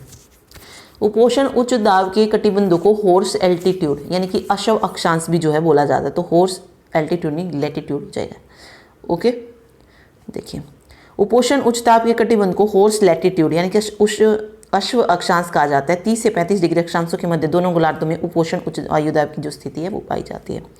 विषुवत रेखा पर गुरुत्व के कारण त्वरण क्या होता है, ध्रुवों की अपेक्षा क्या होता है, कम होता है। ध्रुवों पर त्वरण की अपेक्षा कम होता है, ये हो जाएगा। गुरुत्व के कारण त्वरण विषुवत रेखा पर ध्रुवों की अपेक्षा कम है।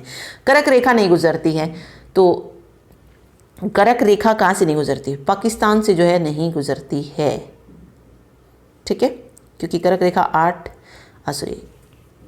पाकिस्तान से नहीं गुजरती है। भारत, बांग्लादेश और म्यांमार से, पाकिस्तान जो है वो बिल्कुल ऊपर हो गया और कर्क रेखा जो है भारत के बीच से गुजरती है, तो पाकिस्तान तो अलग ही हो गया है, तो इसीलिए पाकिस्तान से नहीं गुजरती है। बांग्लादेश आता है इधर म्यांमार से।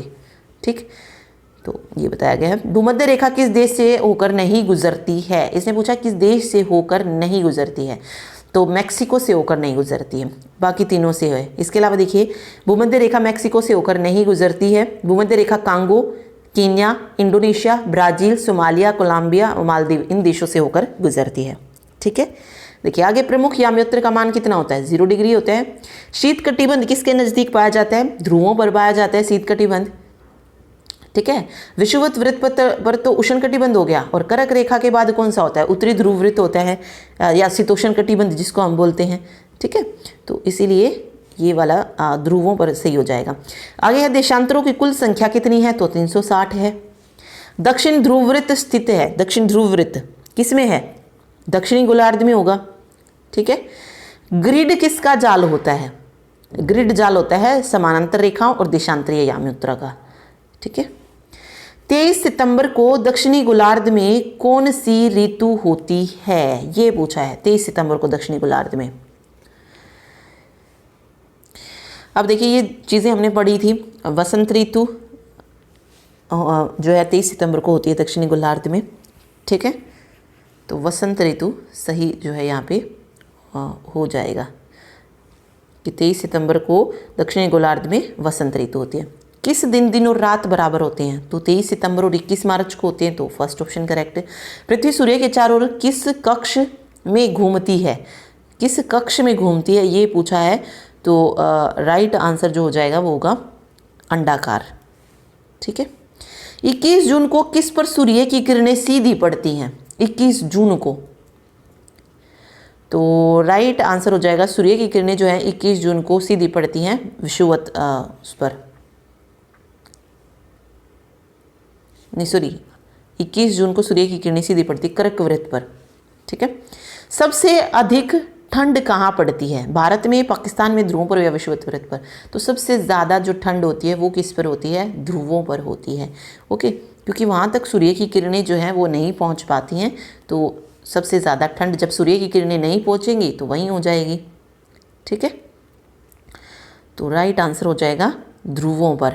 अगला देखिए, ध्रुवों पर 6 महीने की रात और 6 महीने का दिन होता है कब? जब उत्तरी गोलार्ध सूर्य की ओर झुका होता है, या जब दक्षिणी गोलार्ध सूर्य की ओर झुका होता है, या ए और बी दोनों? तो राइट आंसर हो जाएगा ए और बी दोनों, तभी दिन और रात होते हैं वहाँ पे।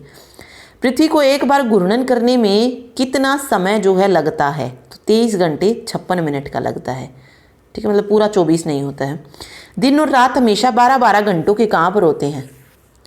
तो जब सूर्य का प्रकाश सीधे पड़ता है तो वहाँ पर होता है, तो विषुवत वृत्त पर हो जाएगा। वहीं पर सूर्य का प्रकाश जो है वर्ष में एक बार जो है सीधा पड़ता है सिर के ऊपर, बिल्कुल।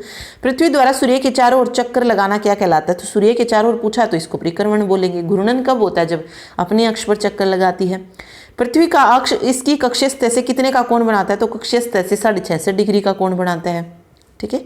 पृथ्वी प्रकाश प्राप्त करती है, पृथ्वी कहाँ से प्रकाश प्राप्त करती है? सूर्य से प्राप्त करती है, ठीक है। चंद्रमा और मंगल से थोड़ी करती है।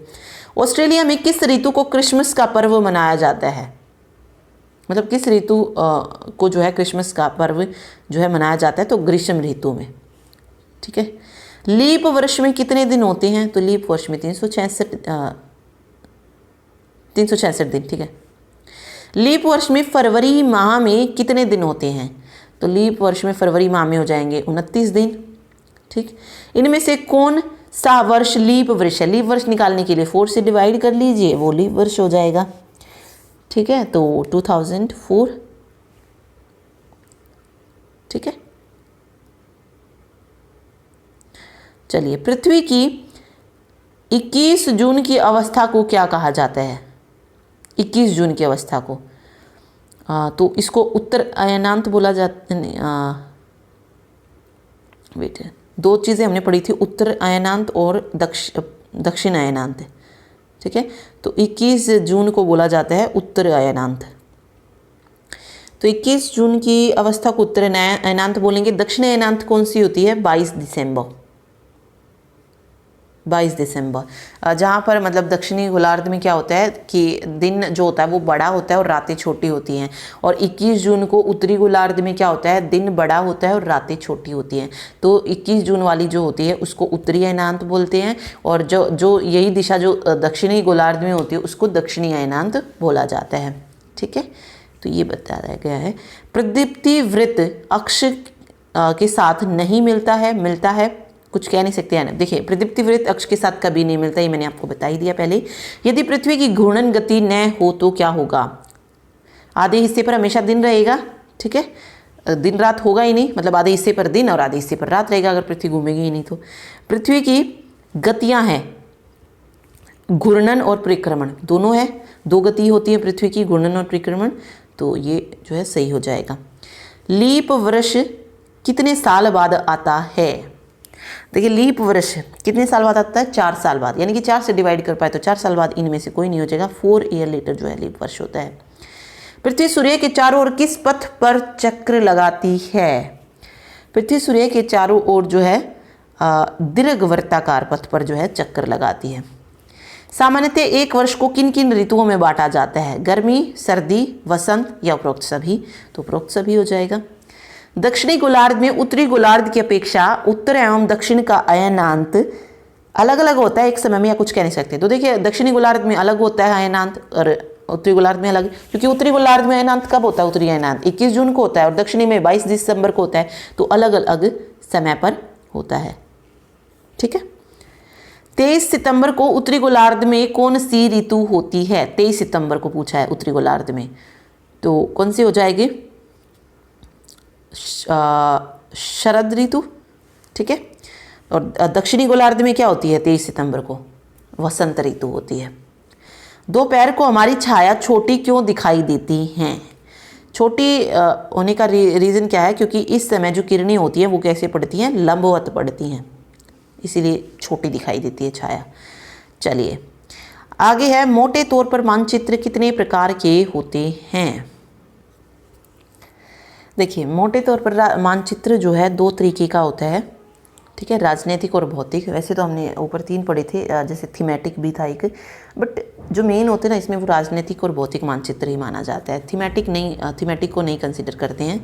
ओके, तो ये चीज़ बस आप इसमें याद रखिएगा। ठीक है, चलिए अगला देखिए, रेखा मानचित्र हमेशा बिल्कुल सही होते हैं या नहीं? रेखा मानचित्र की बात की जा रही है, तो रेखा मानचित्र पर हम सही पैमाने का यूज़ नहीं करते हैं, तो सही कैसे हो सकते हैं? दिशा का सही नहीं पता लगाया जाता, तो नहीं आ जाएगा यहाँ पे। मानचित्र पर अंकित दूरी किसकी सहायता से नापी जाती है? दूरी पूछा है तो पैमाने की सहायता से नापी जाती है, तो फर्स्ट ऑप्शन यहाँ पे करेक्ट हो जाएगा, पैमाने। ठीक है। ग्लोब होता है 3 आयामी, 2 आयामी या 1 आयामी? मतलब 3D में होता है, 2D में होता है, 1D में होता है, तो 3D होता है, 3 आयामी जो है सही हो जाएगा। ग्लोब होते हैं, ग्लोब पृथ्वी के वास्तविक प्रतिरूप नहीं होते। ओके, बिल्कुल, ग्लोब जो होता है पृथ्वी के वास्तविक आकृति का प्रतिरूप होता है, तो यहाँ पर बी जो है बिल्कुल सही हो जाएगा। ठीक है। आगे कह रहा है कि ग्लोब कैसे झुका होता है? ग्लोब जो है इनमें से कोई भी नहीं होता है। ओके, ना तो पूर्व से पश्चिम, उत्तर से दक्षिण। ग्लोब झुका होता है, देखिए ग्लोब कहाँ झुका होता है? उत्तर दिशा से लेकर कहाँ पर किस तरफ झुका होता है? इस तरफ, पूर्व की तरफ झुका होता है। ग्लोब देखा होगा ना आपने, जो कील लगी होती है वो कुछ इस तरीके से ही झुकी होती है, तो उत्तर से पूर्व की ओर झुका होता है, तो इनमें से कोई भी जो है करेक्ट नहीं होगा, तो इनमें से कोई नहीं सही हो जाएगा यहाँ पे। चलिए आगे देखिए, दिशाओं के बीच की दिशाएं हैं, मतलब दिशा के बीच की जो दिशा है, उत्तर पूर्व भी है, दक्षिण पूर्व भी है, तो बिल्कुल है, दोनों ही है, तो बोथ यहाँ पे करेक्ट हो जाएगा। मानचित्र पर चारों दिशाओं को दर्शाने वाले चिन्ह क्या कहलाते हैं? जो चारों दिशाओं को दर्शाते हैं उन चिन्हों को क्या बोला जाता है? जैसे उत्तर, दक्षिण, ये इसको हम प्रधान दिग्बिंदु बोलते हैं। जैसे ये था ना, ये जो चारों दिशाएं दिखा रहा है, प्रधान दिग्बिंदु। मानचित्र पर किसी भी स्थान की सही स्थिति का पता किससे लगाया जाता है? तीर से, पूर्व दिशा से या बीच वाली दिशाओं से? सही स्थिति का पता लगाया जाता है बीच वाली दिशाओं से। ठीक है, बीच वाली दिशाओं से सही हो जाएगा। दिक् सूचक की चुंबकीय सुई हमेशा किस दिशा को बताती है? दिक् सूचक की हमने पढ़ा है, दिक् सूचक ऊपर देखा था क्या होता है, तो ये हमेशा उत्तर और दक्षिण को बताती है। ठीक है, तो सी ऑप्शन सही होगा। कच्चे आरेख को बिना मानचित्र की सहायता से खींचा जाना क्या कहलाता है? तो इसको बोला जाता है रेखा चित्र मानचित्र। एक छोटे क्षेत्र का बड़े पैमाने पर खींचा गया रेखा चित्र क्या कहलाता है? तो इसको खाका बोला जाता है, तो पढ़ा था ये भी हमने। मापक क्या दर्शाता है? मापक, तो राइट आंसर हो जाएगा मापक दूरियां, मापक दूरियां दर्शाता है। मानचित्र बनाने की विधा इनमें से कौन सी है? मतलब मानचित्र कला जो है सही हो जाएगा। ठीक है। मानचित्र के घटक हैं दूरी, दिशा, प्रतीक, तीनों ही हैं उपरोक्त सभी। मानचित्र पर नीले रंग का इस्तेमाल किसे दिखाने के लिए किया जाता है? नीले रंग का इस्तेमाल दिखाया जाता है किससे? जलाशयों को, ठीक है, क्योंकि पर्वतों को भूरे रंग से दिखाते हैं, मैदानों को ग्रीन कलर से दिखाते हैं। पैमाना आवश्यक है किसके लिए? मानचित्र के लिए, रेखाचित्र के लिए जरूरी नहीं, प्रतीकों के लिए जरूरी नहीं, मानचित्र के लिए जरूरी हो जाएगा। किसी विषय पर आधारित मानचित्रों को क्या कहते हैं? किसी विषय पर आधारित, देखिए विषय पर आधारित यानी कि थीमेटिक मानचित्र, विषय संबंधी मानचित्र जिसे हम बोलते हैं। मानचित्र दर्शाता है संसार, महाद्वीप, देश या उपरोक्त सभी। तो मानचित्र तो सभी दर्शा सकता है, महाद्वीप, विदेश, पूरा संसार, उपरोक्त सभी जो है करेक्ट हो जाएगा। मानचित्र प्राय कैसे होते हैं? साधारण, रंगीन या दोनों, इनमें से कोई नहीं।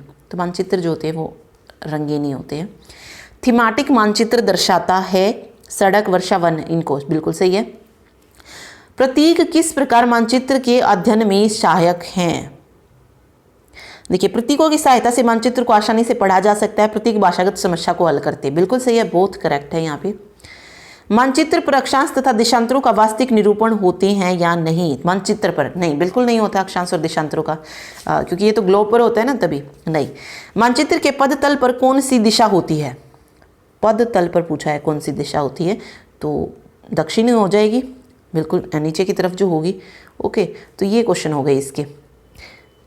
देखिए मानचित्र से रिलेटेड कुछ और क्वेश्चन हैं जो मैं पीडीएफ में ऐड कर दूंगी, मैं इसमें ऐड करना भूल गई, बट मैं बता देती हूँ। जैसे एक क्वेश्चन एसएससी में पूछा गया था कि किसी नक्शे पर ढाल को दिखाने के लिए, मतलब कोई नक्शा आप बना रहे हो, उस पर जब ढाल दिखानी हो तो उसके लिए जो लाइनें खींची जाती है उसको क्या कहा जाता है? तो उसको हैच्योर बोला जाता है, ठीक है, क्या बोलते हैं? हैच्योर।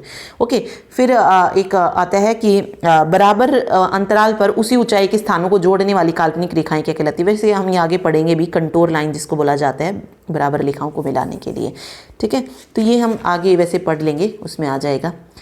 एक ये होता है मानचित्र बनाने के विज्ञान को क्या कहा जाता है? ये इंपॉर्टेंट है, तो कार्टोग्राफी बोला जाता है। मानचित्र बनाने के विज्ञान को क्या बोलते हैं? कार्टोग्राफी। और जो मानचित्र को बनाता है उसको क्या बोला जाता है? कार्टोग्राफर बोला जाता है, ठीक है, ये बस आप इसमें याद रखिएगा। ओके, बाकी जैसे जो रेखाएं होती हैं जो एक ही तापमान को जोड़ती हैं, जो हम बोलते हैं ना क्या बोलते हैं उसको, समदाब रेखाएं, समवर्षा रेखाएं, वो हम ना आगे चैप्टर आएगा तब पढ़ लेंगे।